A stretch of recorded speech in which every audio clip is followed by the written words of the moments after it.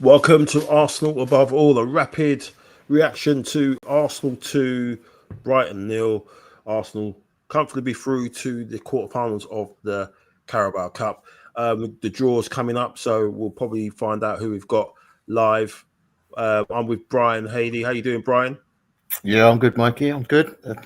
Another workmanlike victory, so to discuss. Yeah, feeling good after that. Squad depth, mate. It's the buzzword. I think you've got set plays and then you've got squad depth. I think that's yeah, very words. much so. But yeah, we'll probably end up getting one of the big boys in the next round away from home, and then City or Chelsea will end up getting Cardiff at home, buy through to the semi-finals. Basically, we know that's going to happen. So let's see what happens in the next couple of minutes. But yes, Arsenal.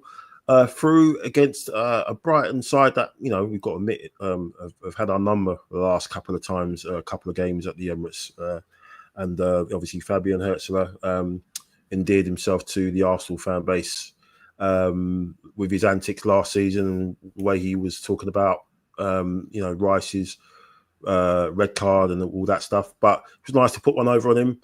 Looked like he'd been in the thrift shop with the clobber that he was wearing. Looked like he was went in the £5 Army and Navy. If you're old enough, you know about them places like Army. I don't know what he was wearing, but shocking stuff. He deserved to get out of the cup just for that. But yeah, let's get into it. Let's get into it. Arsenal comfortably through to the next round. A great second half performance. But let's start with the lineup, Brian. 10 changes. Eze, the only one that was featured from the other night. What was your thoughts on the lineup? Obviously, looking back in hindsight, and obviously the result. But you concerned with that? I think a lot of people's lineup predictions. I think James, who's been on the show, he did one similar to this. He obviously didn't have Harriman and Anas up front.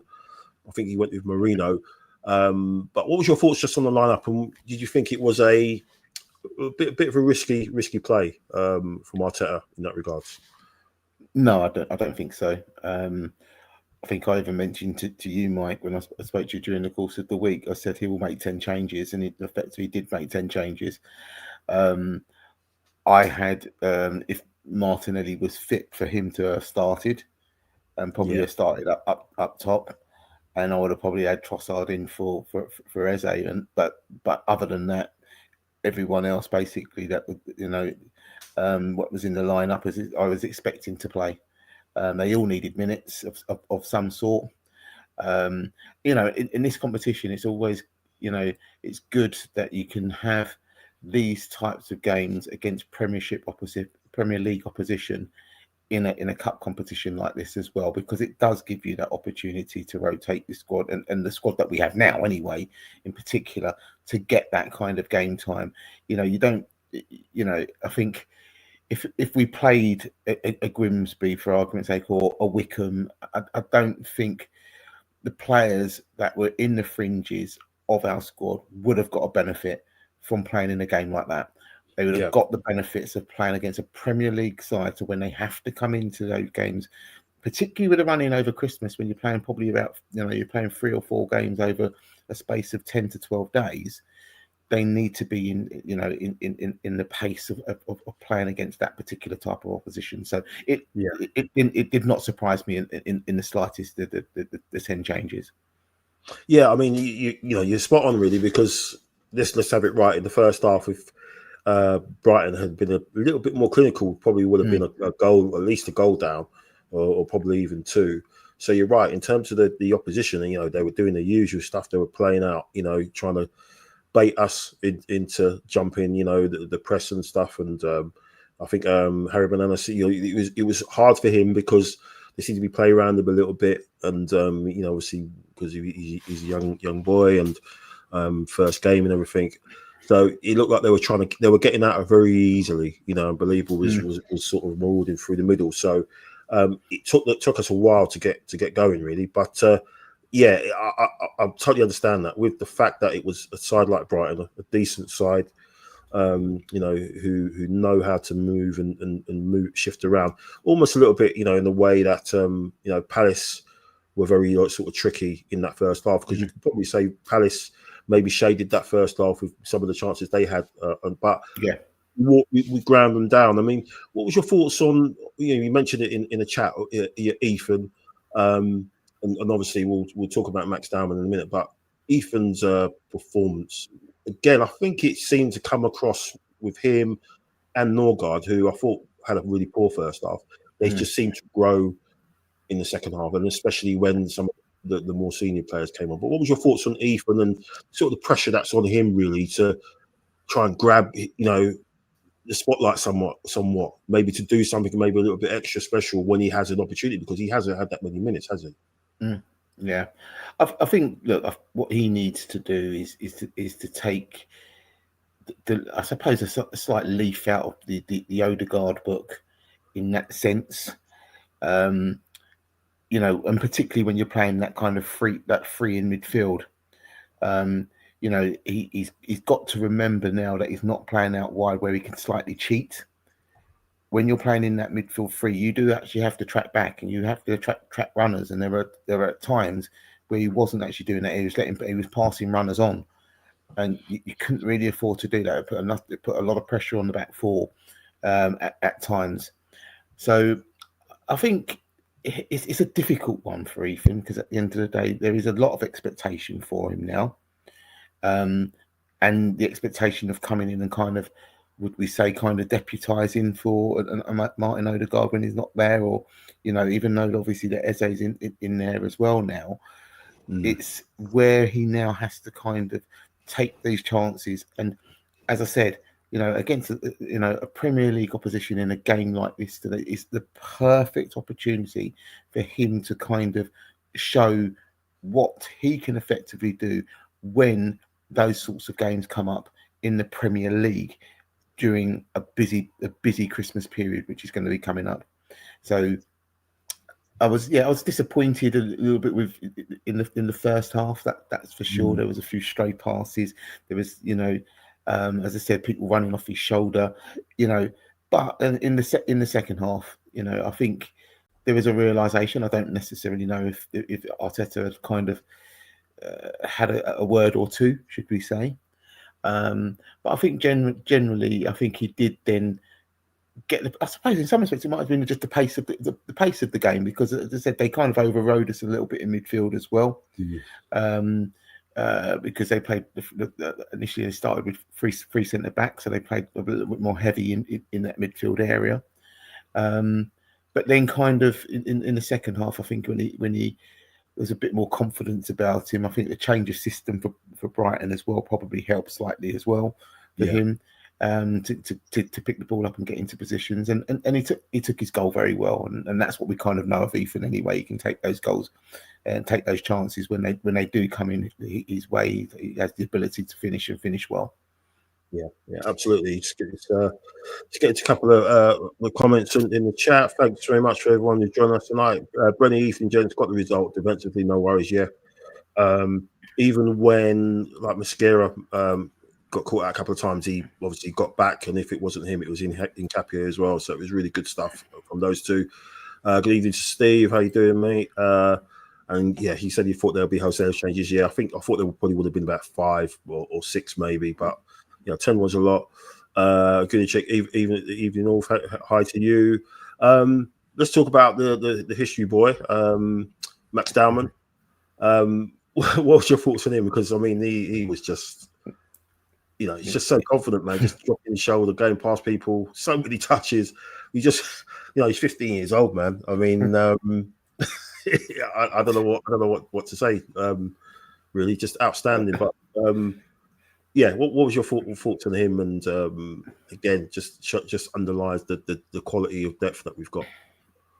Look, I expected him to start the game today, and he didn't disappoint. At the end of the day, he did the most important thing about what Max Dowman does is that, yes, we know that his ability to drop the shoulder and take people on and commit, but what he does do as a 15-year-old kid, he's not 16 until New Year's Eve, is it? He plays the game very, very simple. Very, very intelligent kid. He doesn't give away the ball too often. Okay. When he does, it's further up the pitch where we can then obviously squeeze the game on a bit more if we needed to as well. So he's not giving the ball away in bad areas. Okay. He does the very simple things right. And that's sometimes all you ask of, we're asking this as a 15, 16-year-old, but that's all we actually ask of some of our experienced players. And he's doing that now at that particular age.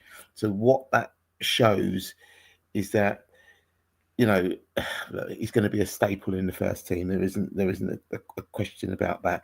It's now what pressure can he apply to the current first teamers over the next season and the season after that.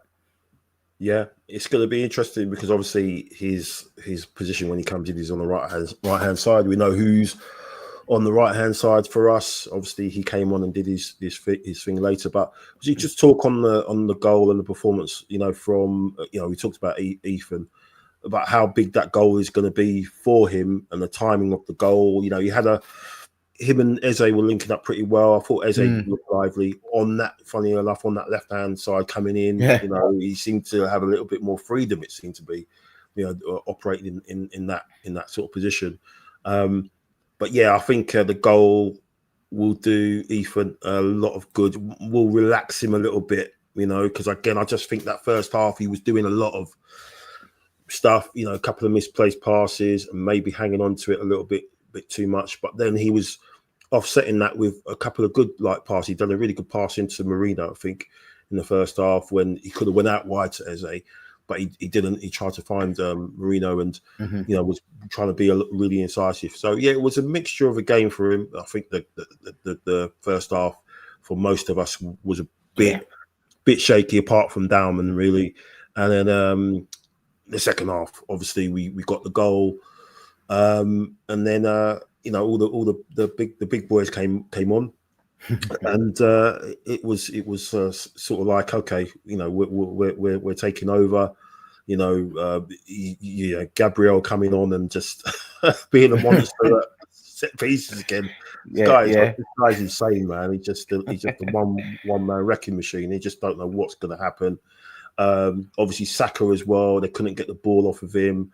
I don't know if you saw the footage today that was released about Saka going to his old school and surprising the kids who were doing a presentation on like role models, and they were talking about him, and then he saw it, and yeah, just really feel good, heartwarming stuff, man, about how he is as a role model and everything. And then he comes on, obviously coming on for Dowman, and then he just, I don't think he gave the ball away, and then he tucks that good sort of opportunity that fell to Andre Herman but it was the run from Timber. I mean, we love Ben White. We love what he's done, over the last few years. But I think there's levels now, isn't there, in terms of the output, not just defensively.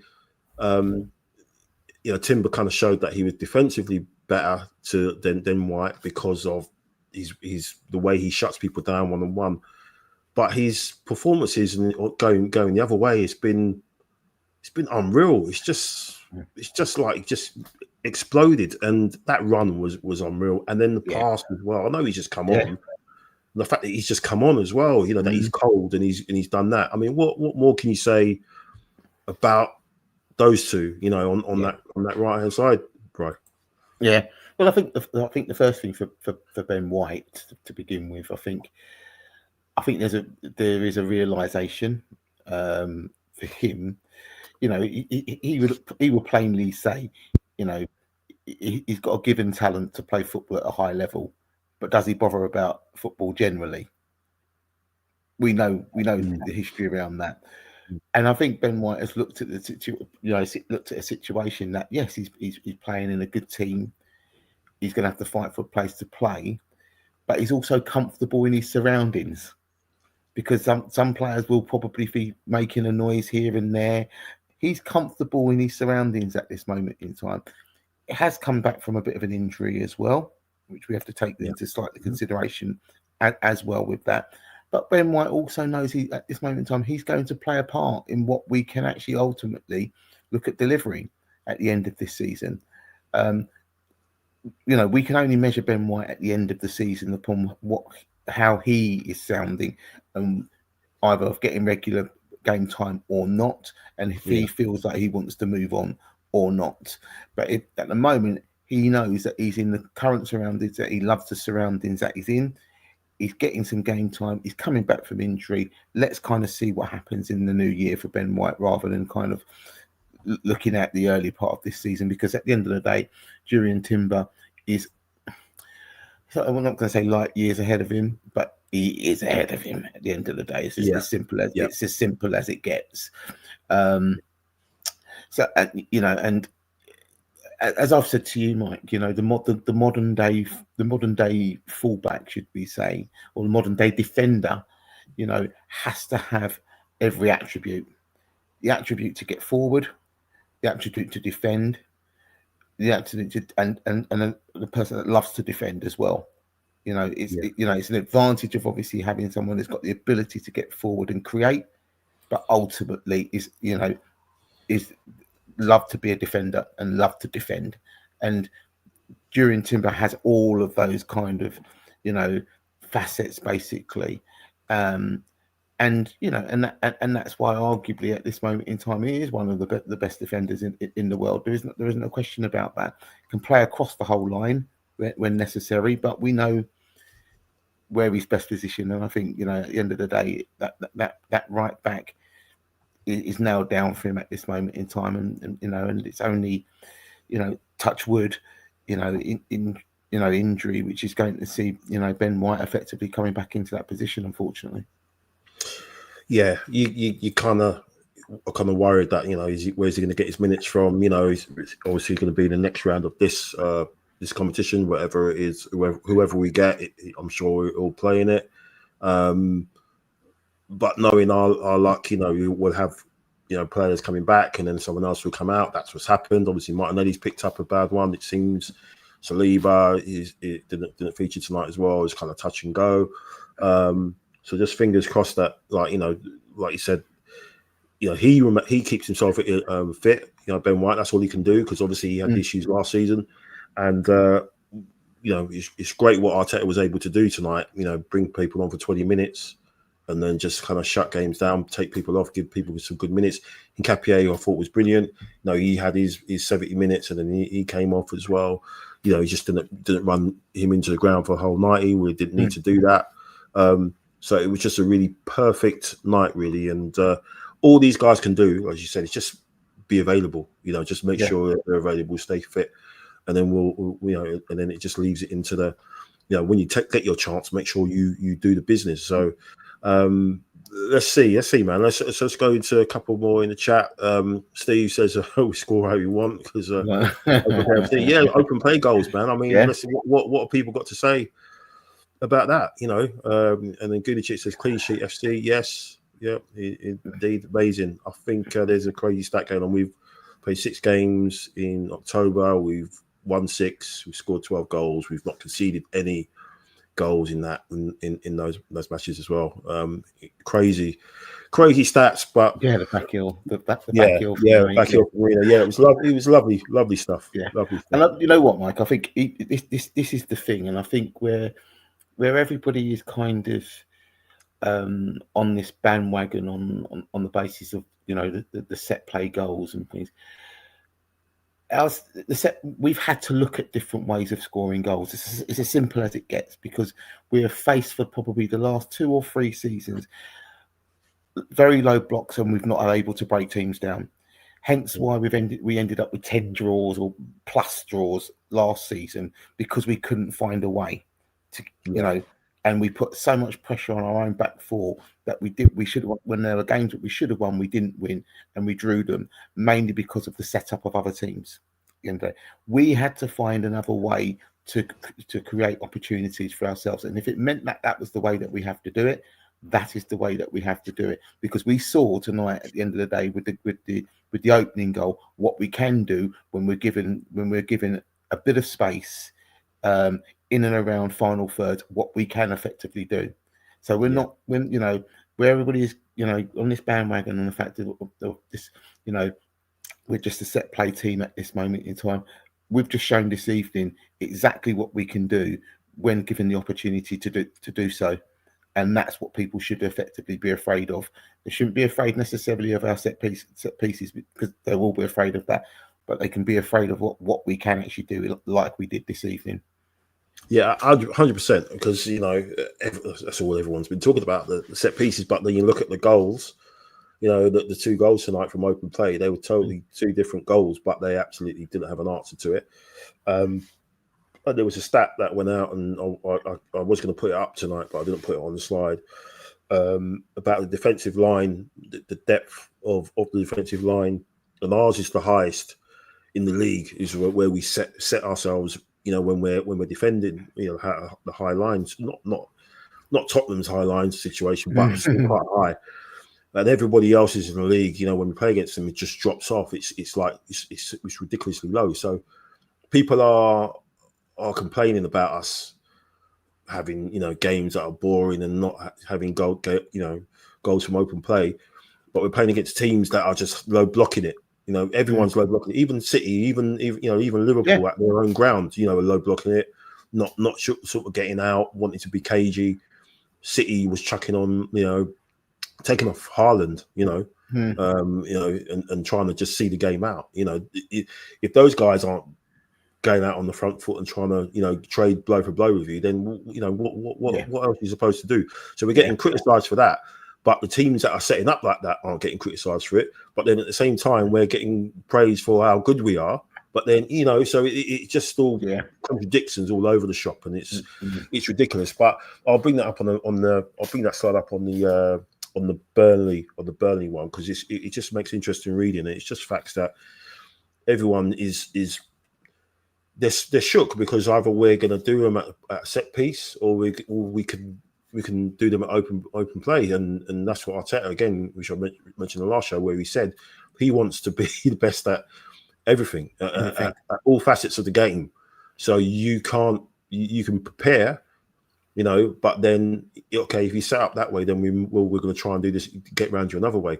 Unlike Maresca, who said in his press conference today that he, what he said about Sunderland, I couldn't believe he said that stuff, but basically all the recon he did on Sunderland, he basically just chuck it in the bin because they decided to play 5 at the back, and they've been watching them all season, and they've been playing 4 at the back, and it's like, well, are you seriously telling me you're preparing for just one eventual outcome, one, and just mental. That's absolutely mental. And if Arteta said something like that, we know he would get pelters for it. But the fact is that we have, like you said, different ways of getting around teams, and majority of it is set pieces because of just the way teams set up against us, and that's the facts. And to go back to Brenny said, my mate was Saka's PE teacher at his old school, so tell your mate well done, mate, because you obviously encouraged him and gave him some great stuff, inspiration to become who he is.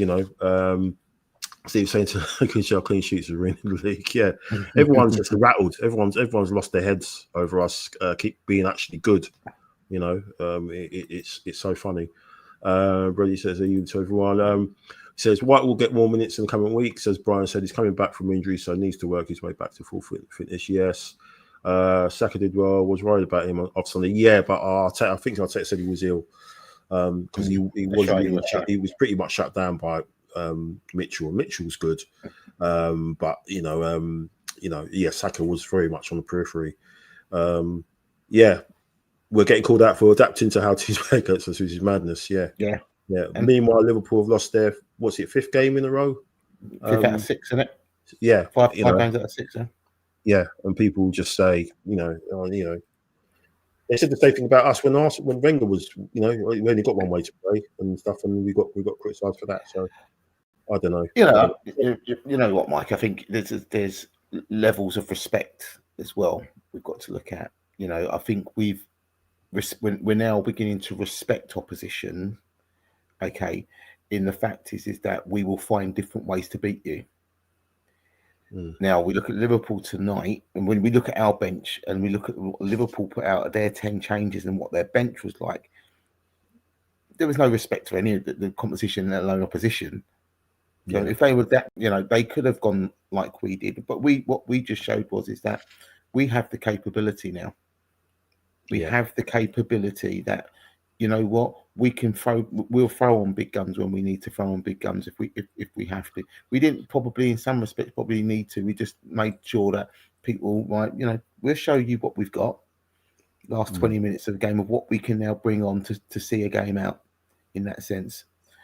And, that will stead us fair. And I think it will also, opposition will look at us in a way where, look, you know what, we've got to try and figure out a way of how we can overcome, what all our qualities that we generally have, and a squad like we have as well that can change games quite easily. So, look, it's early in the season, but look, we're in a quarter final of the League Cup, the top of the league.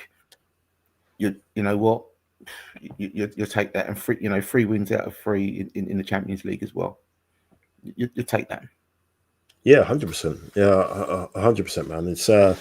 It's just funny just to see the reactions from everybody, and as Steve says here, they can't laugh at us anymore, and it upsets people. And Freddie's saying I was bigging him up last year for encouraging Saka. He's a Spurs fan. That makes it even more funny. That does as well.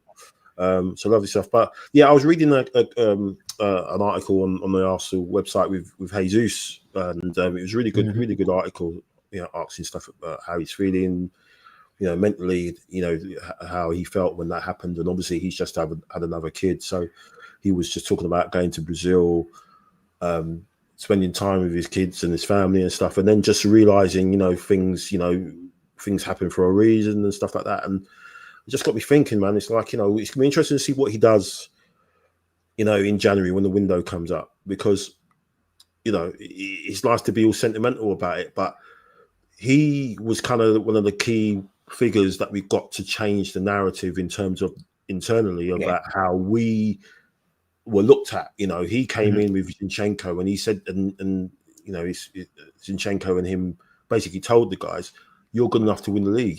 We've played against you, and we know that you're good enough to do it." And a lot of the players didn't have that belief, but but the two of them were kind of like the foundations of that sort of Arteta's, 22, 23 campaign, and it just makes me wonder if we could get that Jesus who came back in December, and scored that hat trick against Palace, and then scored the 2 goals against them again, in the league game. Imagine if we got him back for just the last 3-4 months of the season, with the options that he can play either side, he can play down the middle, and we're at the business end of the season, hopefully, fingers crossed, Champions League, FA Cup, whatever league. What's your thoughts on that as well? And you're not even, when people talk about the squads and the squad depth and the players we've got to come back, we don't really mention him that much. We mention Odegaard, we mention Kai, but what do you think about him? Do you think he's going to want to go because obviously you've got a World Cup? Do you think he's going to go, or do you think we kind of, not sentimental value reasons, but maybe he might think that himself? He might think, you know what, I was here to kind of start things off, and I'm going to be here to finish it and get you guys over the line. What's your thoughts? They're doing a draw now. Oh, we're out first. We're at home. Let's see. We've got live reaction here. From Brian Haley. Let's see if he has head loss. Who's that? Man City. Oh, Crystal Palace. Okay. Well, look. I'll take that. Look. I think one, it's a home draw. Yeah. 2, we know that Palace will arguably put out City or Chelsea. Strongest. Yeah, City or Chelsea. Watch. Yeah, City or Chelsea.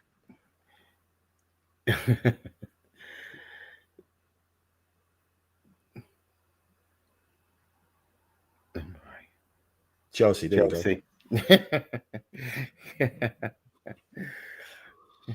So that'll be who's left? Fulham, Brentford, Man City and Newcastle. Well, Man City, Newcastle, please. Yeah. That'd be nice. One of them out. And then Fulham, Brentford, London Derby. Oh, number 1, who's that? Oh, Brentford. So Newcastle got Fulham. Yeah, okay, yeah, I'll take that. I'll take that. Palace, they're gonna know what's up. We played them last year, innit, in the League Cup, innit, and then we in the quarters. We played them in the quarters. Yeah, we played them in the quarters last year, I think, and then we played Newcastle in the semi-finals, didn't we? Yeah. So it could be the same pathway again. Yeah, Newcastle for them. So it's all opened up to have a big semi-final if it works out that way. But yeah, let's see. Palace, let's take that. Again, it's another game like you said, where if he rotates again, then they're rotating and they're coming in against a really, really good, one of the best sides in the league. I'm no cap, man. That Palace, the way they were organised on Saturday, man, they were really, really impressive, really good side. So it's going to be interesting to see how they come out and how they play that game again when that comes round. But sorry, what was your thoughts on the Jesus, man? What do you think? Look, I think he to be fair, he's always been at the back of my mind, and as that additional person that we will probably need when it comes to past January and February. That extra pair of it's ultimately going to be an extra pair of experienced legs for us, and that's that's the way we've got to kind of look at it, because we've got the game changers are there now within the squad, but we probably haven't got that experience or that know-how of going on to win the title. We've been close enough, but we probably need to have someone like that in and around at that sort of time, who's been there and done it, to kind of just help us get across that line moving, going forward. I'm looking to be fair, I have a bit of a soft spot for Jesus, and I'd like to see him come back, and I'd like to see him come back and really make a difference. I know it's kind of, we're going into World Cup year, and there is, you know, everybody's going to have that in their head, whoever. But to me, you know, what he's got to think about is just playing at this moment and getting what he can back on the pitch and whatever minutes he can. Yeah. Now, if that generally means is that he gets sent out on loan or he gets sold in January, I personally don't think he will. I think it's far too close. Yeah. To now, you know, he's not back at full fitness just yet, and we're coming into November. Yeah. So I can't. If someone will take a chance on him, then fine, fair enough, and it comes in with a decent money, then okay, we might have to review that situation. Yeah. But I don't see it being something which it will be feasible for him. And I just don't, as in his fitness, I don't think it would, and I don't think it would benefit him anyway, going out on loan anyway, to be honest with you. Not at this stage. I just don't. I think people will use him in their team very, very quickly, and I don't think that necessarily will benefit him anyway in his recovery. I think where he is with us now will be better for him, and get able to, and you know, and as I said, we're in the business. If we get into the business end, he will feature somewhere. He will feature something. There is no question about that, and I think that's probably in the back of Arteta's mind as well. You know, we've had, you know, some indifferent luck, should we say, in that sense. Yeah. You know, with both him and Havertz, for argument's sake. You know, Martinelli situation, for argument. You know, so there's lots. I don't think it will be something that Arteta's possibly looking at, and it will come down to Jesus himself. But I think he's already come out. If I'm not right in saying, he's already come out. Look, he wants to arguably see the contract out until 2027 anyway. Yeah. Yeah. You know, so he still feels it himself that he's got a part to play. Yeah. After reading the article, after reading the interview, I can see that he was kind of saying that, you know, he wants to finish what kind of what he's been part of. Sorry, what he's been part of. We obviously with coming along with, you know, Zinchenko being so close the last couple of seasons, and with the injury, you know, this has been the longest injury he's had, you know, in his career. And he was there tonight as well. So, you know, I think that he will see it and want to be part of it and get over that line. You know, even people like, you know, Ben White, I think, you know, he might not want to play second fiddle for long, but he will see, you know, he's been part of this kind of this journey of being so close. You know, this group just want to get over the line and then maybe reassess and see what the future holds, sort of thing. But yeah, it's going to be interesting. Steve was saying if he wants to play and try and make the World Cup, we wish him well. Could see him going to Italy. Yeah, I could see him. There's been rumours of Everton sniffing around him as well, because they're crying out for someone up front who knows where the goal is. You know, that's you know, they you know, but they'd have to pay a price. They'd have to pay a price. There's a premium, isn't it? Yeah, even with the injury history. Yeah, absolutely. Yeah. Because of the general need, and I think what Steve was saying about, you know, Jesus, you know, going to Italy. Yeah, you know, people can probably see that. But I think as we said, Mike, I think he's got a little bit of unfinished business.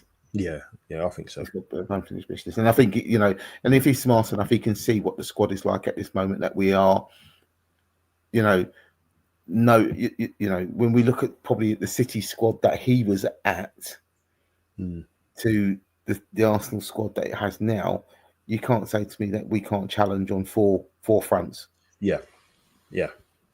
And I think he's a part of that. Everyone knows. Yeah, everyone knows that as well. Yeah. So you're kind of thinking there's a chance here that we could create some kind of history. You know, we can do something, you know, really special, and you can, you know, got a great chance to have a few special moments before you do, you know, depart or wherever you want to do with your career. So, so yeah, fingers crossed, man. Hopefully he comes back. If he can come back like that Jesus that was at the end of December, just, you know, a couple of games against Palace, funny enough. yeah, fingers crossed, man. We can get the best out of him, squeeze the juice out of him, and then what happens in the summer. What's your thoughts? What's your thoughts for Saturday, Burnley? Tricky one, obviously, on paper. Football isn't played on paper, but it should be. We should break them down and get a 2-0, something like that. Maybe set piece situation. You've got to remember they were seconds away from getting a draw against Liverpool, but obviously going on the record, the way Liverpool are playing at the moment, it's not a good Liverpool this season, really. But what's your thoughts for Burnley? Look, we just got to go there and do a job, Mike. Yeah. I think. Yeah. To be fair to Burnley, at the end of the day, they picked up results at home, so that makes it, even a tricky game in itself. The way that they will probably be set up as well. So we just got to go there and kind of, do a job. We've got, the ability is ultimately there. We should be able to create openings for ourselves against a side like that. Yeah. However rigid that they may or may not play, but I think we've just got to go there. And these are the types of games that, if you want to win the league, these are the ones you win. You've got to go out and win, regardless of and you've got to look at the three that have come up from the Championship, what they are doing this season as well. You cannot underestimate them, regardless. Yeah, you just cannot. So we've really got to, we've just got to make sure we put a professional performance in on Saturday, and no more than that, really. To be honest with you, that's the bottom line. We don't want to give anybody any sort of sniff in any shape or form. Really don't. This is it's very. It's one of those games where, if they were in the bottom three and struggling for a result, you're kind of looking at it slightly different. Yeah. But they're not, and they're making a good fist of games.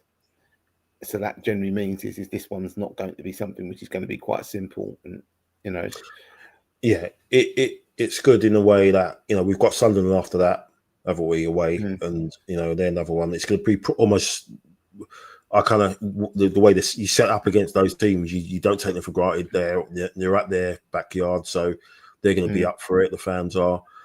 And like you said, it's early in the season, so you're not playing them, in March, April, where they need points to stay up. And if that is the case next season, when there's return fixtures, they'll be at home. They'll be at the Emirates. So you kind of think that we should have enough to see past them. So yeah, it's going to be an interesting game. Again, this is going to put into, like you said, the mentality of us going down there, be on job, and just do the business, and get out of there. Obviously, we've got Champions League after that.